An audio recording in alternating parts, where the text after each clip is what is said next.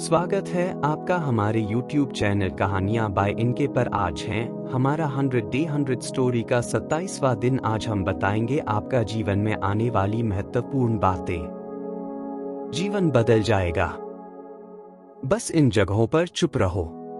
जब भी कोई व्यक्ति गौतम बुद्ध के संग में शामिल होता था तो बुद्ध उसे सबसे पहले शांत रहने के लिए कहते थे। ध्यान की अवस्था में जाने से पहले उस भिक्षु को शांत रहना सिखाया जाता था। आज के दौर में हर तरफ सॉरी शोर है। इसकी वजह से दिमाग में तनाव पैदा होना लाजमी है। ऐसे में अगर आप हर रोज कुछ देर मौन रहने का अभ्यास करते हैं तो इससे आपके तनाव पैदा होने वाले हार्मोन के लेवल में कमी आती है। इससे आपका दिमाग शांत होता है, गुस्सा नियंत्रित रहता है और तनाव बढ़ाने वाले हार्मोन का लेवल घटता है। क्नॉइस। आज के इस वीडियो में हम जाएंगे कि किन मौकों पर हमें शांत रहना है और किन मौकों पर हमें बोलना है और शांत रहने से हमारे अंदर क्या बदलाव आ सकता है। दोस्तों, संध्या काल का समय था। गुरु अपने सभी शिष्यों को बुलाते हैं और कहते हैं, कल सुबह सब लोग नदी में स्नान करने के बाद तुरंत हमारी कुटिया के सामने उपस्थित हो जाना। सभी इसी से हैरान रह जाते हैं कि हम लोगों ने कुछ गलती की है क्या, लेकिन गुस्से से यह कहते हैं कि हो सकता है कि गुरुजी कल सुबह कुछ अच्छी बात बताने वाले हैं। सब लोग रात को सही समय पर सो जाते हैं। क्नॉइस। और सुबह उठकर सभी लोग नदी में स्नान करने के बाद वापस गुरुजी के सामने उपस्थित हो जाते हैं। गुरु कहते हैं, आज हम तुम सबको चुप रहने के फायदे के बारे में बताऊंगा। गुरु कहते हैं 10 मौके जहां पर चुप रहने से होता है लाभ और बोलने से नुकसान। गुरु कहते हैं, अगर आप इन 10 मौकों पर शांत हो गए, यानी मौन हो गए, तो आप जो चाहेंगे वही मिल जाएगा। आपकी जिंदगी में चमत्कारिक बदलाव शुरू हो जाएंगे। जरूरत से ज्यादा बोलना या चुप रहना दोनों ही अच्छी बात नहीं है। जैसे जरूरत से ज्यादा बारिश हो जाना या फिर धूप दोनों ही दिक्कत देती है, उसी तरह अनावश्यक बोलने से भी काफी नुकसान होता है। गुरु कहते हैं कि पहला ऐसा मौका जहां पर व्यक्ति को चुप रहना चाहिए, बिना तथ्य के ना बोले। गुरु ने कहा, अगर आपके पास कोई तथ्य नहीं है तो वहां चुप रहने में ही भलाई है। क्नॉइस। चुप बैठने से दिमाग में नई कोशिकाओं का निर्माण होता है और इससे ज्ञान की वृद्धि होती है। बोलने में भलाई वही है जहां आपको किसी चीज के बारे में पूरा ज्ञान हो। अगर आप बिना तथ्य के कहीं बोलते हैं या फिर बेवजह बोलते हैं तो आपका वहां मजाक भी बन सकता है। अगर आपके पास पर्याप्त जानकारी नहीं है, ऐसी जगह पर बोलने से आपका मजाक तो बनी रहेगी, साथ ही साथ लोगों का भरोसा भी आपसे उठने लगेगा।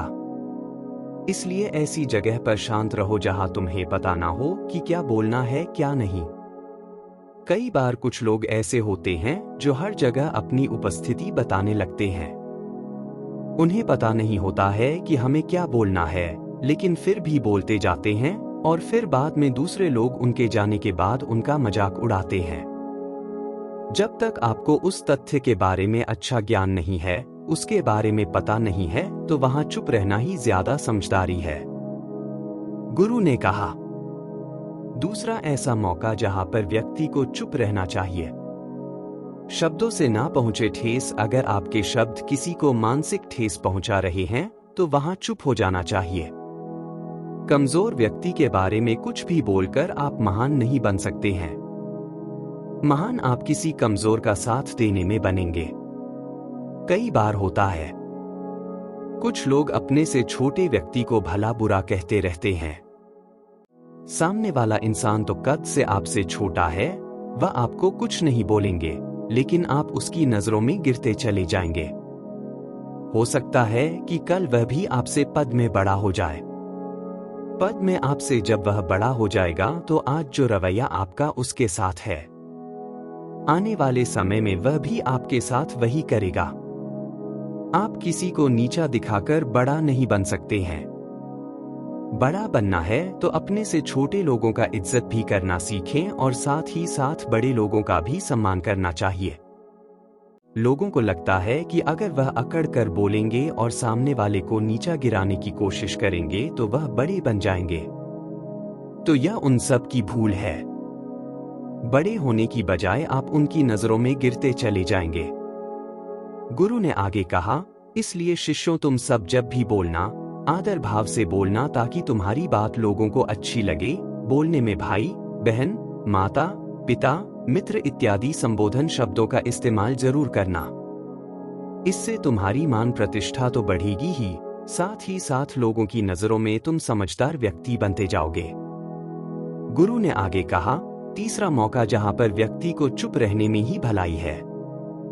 क्रोध या घृणा करने वाले लोग जब कोई अपना या सगा संबंधी आप पर क्रोध कर रहा हो, आपका अपमान कर रहा हो, तो आपको उस वक्त चुप रहना चाहिए ताकि सामने वाले का गुब्बारा पूरी तरह से फट जाए। आप यदि सही है तो उसे कतई माफी ना मांगे और चुप रहकर ही सही समय का इंतजार करें। वह खुद आपसे माफी मांग लेगा जब उसे अपनी गलती का एहसास हो जाएगा। गुरु आगे कहते हैं कि अगर आपका कोई सगा संबंधी आप पर क्रोध कर रहा हो और आप उस समय शांत हैं, तो यह आदर सम्मान देने की निशानी होती है। इससे ना कोई छोटा होता है और नहीं बड़ा। अगर आपको क्रोध आ रहा है तो आप या तो वहां से किसी का अनादर किए बिना चले जाएं या फिर चुप रहे। क्रोध करने से आपके रिश्ते खराब होंगे। क्रोध करने से हमेशा क्रोध करने वाले व्यक्ति का ही बुरा होता है। गुरु आगे कहते हैं कि एक बार की बात है, एक सांप जंगल से भागते हुए किसी राजा के घर में पहुंच गया। लोगों ने छेड़खानी की तो वह बहुत ही गुस्सा हो गया, जिससे घर में जो तलवार पड़ी हुई थी उसी को लपेटकर कसने लगा और धीरे धीरे उसका पूरा शरीर कट गया। ठीक उसी प्रकार हमारा गुस्सा भी हमारे शरीर को तलवार की भांति काटता रहता है। गुस्सा ध्यान से खत्म होता है। प्रतिदिन अगर आप ध्यान की मुद्रा में बैठे हैं तो आपका गुस्सा आपके नियंत्रण में रहेगा। क्नोइस गुरु आगे कहते हैं कि यह तरीका है कि आप प्रतिदिन ध्यान का अभ्यास करें। इससे आपके शरीर में जो हार्मोन गुस्से को बढ़ावा देते हैं वह सब तुम्हारे नियंत्रण में रहेंगे, जिससे शरीर गुस्से पर आसानी तुम्हारा से काबू पा लेगा। लेकिन एक तरीका यह भी है कि जब भी आपको गुस्सा आए तो आप यह समझने का प्रयास करो कि क्या मेरा गुस्सा जायज है या नहीं। हमें वहां पर बोलना चाहिए कि नहीं। जब आप खुद इस बात का आकलन लगा पाएंगे तो आपको खुद पता चल जाएगा कि हमें गुस्सा करना चाहिए या नहीं। फिर भी आपको गुस्सा आ रहा है तो आप वहां से हटने का प्रयास करें, वहां से दूर चले जाएं। धीरे धीरे समय के साथ आपका दिमाग शांत हो जाएगा। गुरु ने कहा, चौथा ऐसा मौका जहां पर इंसान को बहुत ही समझदारी के साथ काम लेना चाहिए। वहां पर आपको चुप रहना ही चाहिए जहां पर उस मुद्दे से आपका कोई संबंध ना। अगर आपका किसी मुद्दे से कोई संबंध ना हो तो वहां आपका चुप रहना बनता है। बिना किसी वजह अगर आप दूसरे के मुद्दे पर बोलेंगे तो यह आपके लिए अनिष्टकारी होगा। इसमें केवल और केवल आपका ही नुकसान है। जल्द ही आप किसी दो लोगों के बीच हो रहे विवाद में जल्दी अपनी टांग ना डालें। अगर सामने वाला आपको बुला रहा है अपना झगड़ा शांत करवाने के लिए तो ही आप वहां पर जाएं। किसी की व्यक्तिगत जिंदगी में दखल अंदाजी नहीं देनी चाहिए। जब तक कि वह व्यक्ति आपको नहीं बुलाता है, अपने झगड़े को शांत करवाने के लिए कुछ लोग फालतू में दूसरे के विवाद में कूद पड़ते हैं। इससे उनके मान सम्मान मर्यादा पर लोग उंगली उठाने लगते हैं। गुरु कहते हैं कि 10 मौकों में 5वां ऐसा मौका जहां पर व्यक्ति को बहुत ही समझदारी के साथ चुप रहना चाहिए।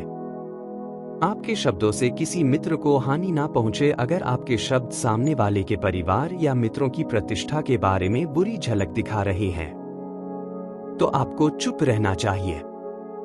किसी के परिवार या फिर मित्र के बारे में बुरा बोलने से केवल आप ही बुरे बनेंगे। जो चीज आसानी से खत्म की जा सकती है उसे अपने शब्दों से बड़ा ना करें। बिना चिल्लाए बात करने का प्रयास करते रहना चाहिए।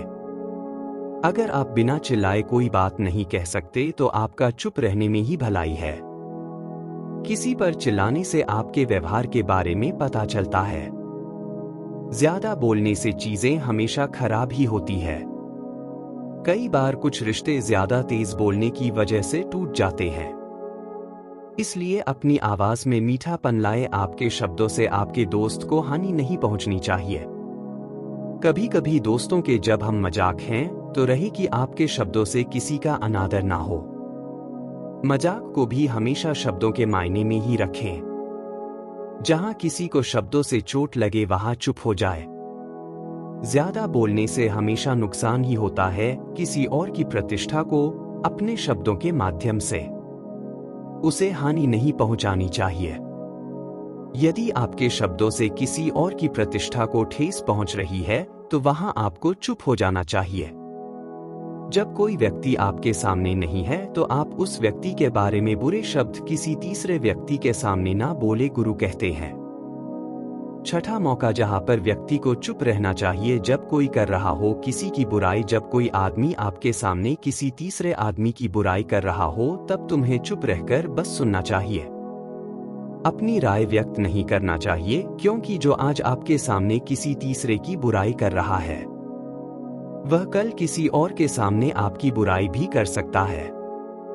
यदि आपने कुछ कहा है तो नीति शास्त्र के अनुसार जो अपने मुंह को बंद रखता है और बुद्धि से काम करता है वही इंसान समझदार होता है। बिना जरूरत के बोलना, किसी के बारे में किसी के बीच में बोलना या गलत बात है। कभी कभी हमारे लिए बुद्धिमानी इसी में होती है कि हमें अपना मुंह ऐसी जगह पर नहीं खोलना चाहिए। गुरु आगे कहते हैं कि 10 मौकों में 7वां ऐसा मौका जहां पर व्यक्ति को चुप रहना चाहिए।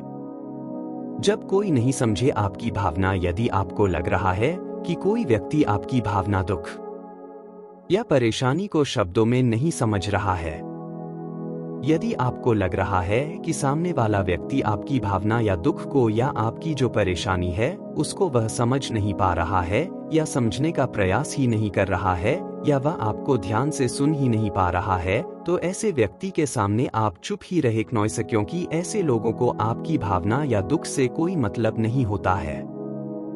ऐसे लोगों को अपना राज बताकर आप पछताएंगे ही बाद में। इसलिए हर किसी को अपने मन की बात नहीं बतानी चाहिए। अगर आपको लग रहा है कि सामने वाला आपकी बात को नहीं समझ पा रहा है, आपकी भावनाओं को नहीं समझ पा रहा है, तो वहां पर आपको नहीं बोलना चाहिए, क्योंकि आज में आपका मजाक ही बन जाएगा। जब आपको लगने लगे कि सामने वाला आपकी भावनाओं को ठीक तरीके से समझ रहा है, आप जो कह रहे हैं वह ठीक से सुन रहा है, तभी आप उसे अपनी बात कहें। गुरु कहते हैं कि 8वां मौका जहां पर आपको चुप रहना चाहिए जब कोई इंसान अपना दुख व्यक्त करे। यदि कोई इंसान अपने दुख या परेशानी को आपको बता रहा है तो इसका मतलब यह है कि वह आपको अपना समझ रहा है। ऐसे में तुरंत ही उसे समाधान बताने के बजाय चुप रहकर उसके दुख या समस्या को सुने। उसके दुख या समस्या को किसी और को ना बताएं। वह इसलिए नहीं बता रहा है कि उसकी समस्याओं का समाधान कर देंगे, बल्कि वह इसलिए भी बता रहा है कि सामने वाला उसकी बात को समझ रहा है। कई बार बताने से दुख कम हो जाते हैं। आपको अपना दुख इसलिए बता रहा होगा कि उसे लग रहा है कि आप उसकी बात को समझ रहे हैं। दुख बांटने से कम हो जाता है। इसलिए जब कोई व्यक्ति अपना दुख आपसे व्यक्त करें तो आप चुप मारकर उसकी बात को बहुत ही ध्यान से सुने, ताकि उसके दुख कम हो जाए, उसके मन का बोझ हल्का हो जाए, क्योंकि उसके मन में जो भी बातें थी वह आपको सब बता दिया। गुरु आगे कहते हैं कि 10 जगहों में 9 ही ऐसी जगह जहां पर आपको चुप रहना चाहिए। जहां पर दुष्ट प्रकृति के लोग रह रहे हो और गाली गलौज कर रहे हो तो आप वहां पर मत जाइए। ऐसी जगहों से आप चुपचाप निकल जाए, अर्थात अपनी प्रतिक्रिया दिए बिना आप वहां से चले जाए, क्योंकि जिसकी जुबान खराब होती है